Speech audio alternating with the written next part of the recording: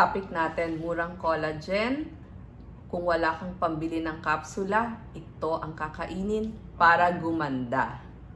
So, murang collagen, pampaganda. Ang collagen muna ay mula sa protina. So, yung protina, nagiging amino acid. Bakit kailangan natin ng collagen? Kasi, pag edad natin, ng edad 20, pababa na ng pababa ang paggawa ng collagen. So, pag edad 40 at pagdag menopause, mabagal na talaga ang paggawa ng collagen. Para saan ba? At bakit kailangan natin ng collagen?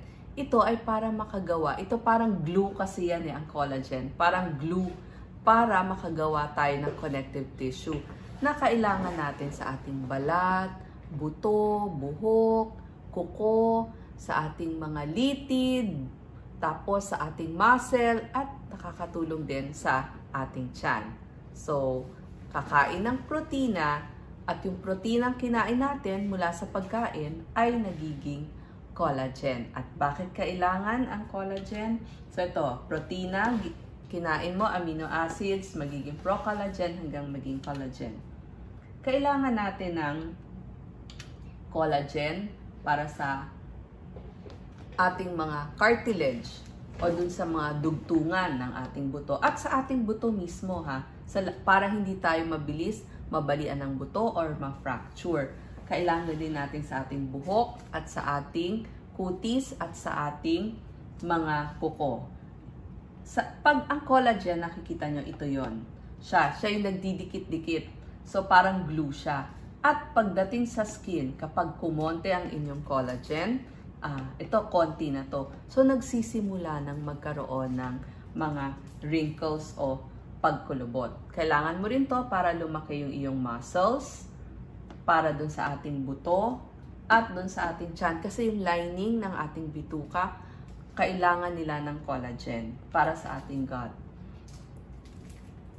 Yung balat natin, gusto natin, syempre lagi firm, hindi kulubot. Yung buto natin, matibay, at para lumakas tayo. Merong mga pagkain na pinanggagalingan ang collagen na pwede nating mas kainin sa murang halaga. So gusto ko, kung wala tayong budget pampaganda, total kakain naman tayo, ito na ho ang magiging source ng ating kakainin para makagawa ng collagen. Una, sabaw o yung tinatawag nating bulalo. So ito pong mga pagkain na ito ay para doon sa mga tao na hindi pa mataas ang kanilang cholesterol level sa kanilang blood test. So, pwede ang bulalo, ang sardinas, ang itlog. At nakikita nyo, pati mga manok bakit merong mga gulay at prutas? Kasi po, kailangan natin ng vitamin C, ng zinc at ng copper para gumawa din ng collagen. Una sa lahat, pagkakataon nyo na kumain. Alam nyo po, di ba yung buto-buto, pag binili nyo sa palengke, mura lamang yon. So, kumuha kayo ng mga buto ng baka o yung tinatawag nating bulalo. Yan naman ang tawag natin Ang sinasabi ko po, papakuluan siya ng matagal, atay-atay lang yung apoy, pwede nyong lagyan ng mga pampalasa, bawang sibuyas, asin, paminta, tsaka dahon ng laurel. Pakuluan lamang ng matagal at yun po ang magiging source ng inyong collagen. Gusto nating makuha lahat ng katas nung pinakuluang buto-buto. Hindi ho kasama dyan yung bone marrow o yung utak doon sa loob ng buto. Ang sinasabi ko po, yung katas ng mismong buto lamang. Pangalawa, tayong Pilipino, mahilig kumain ng Adidas o chicken feet. Maraming lutong pwedeng gawin. Pwedeng inihaw, adobo, gawing maanghang. Chicken feet ay marami pong collagen. Di ba pag kinain nyo, ang dami niyang collagen? Pero doon sa mga hindi kumakain ng chicken feet, pwede rin chicken wings. Di ba uso ngayon yung mga unlit chicken wings? Pero kung ayaw nyo pa rin po ng chicken wings, pwede naman din po galing doon sa manok. Ibalik ko lang, kung wala hong baka, pwede ho ang buto ng manok or buto ng baboy. Pwede hong maging source din yan ng collagen. So lahat ng buto. Chicken feet or Adidas. Ang sardinas din ho, maraming collagen. So, wag kong mamaliitin ng sardinas. Ang sardinas kasi isda talaga.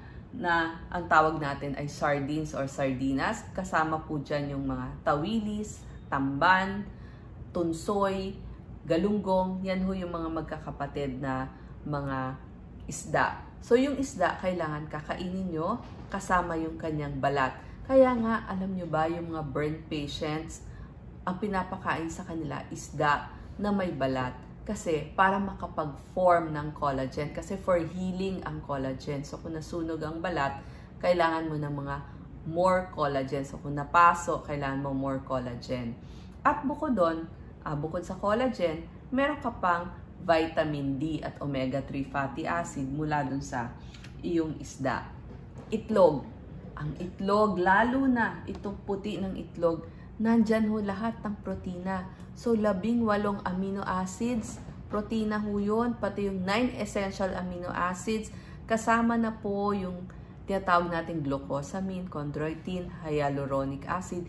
Diba kailangan yan ng ating mga litid, ng ating mga dugtungan ng buto para mawala yung kirot, para hindi tayo magka-arthritis, at para din gumaling yung ating mga sugat, yung muscle, mabawasan yung kirot, lalo na pag-arthritis.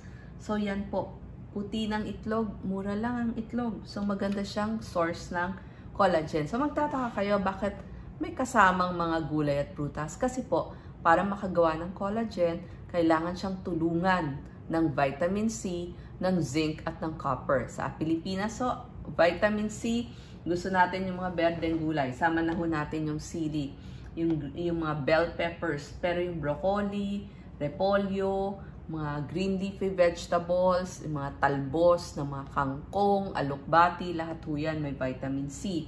Pagdating naman sa mga citrus, kalamansi, dalandan, suha, papaya, bayabas, lahat ho yan maraming vitamin C.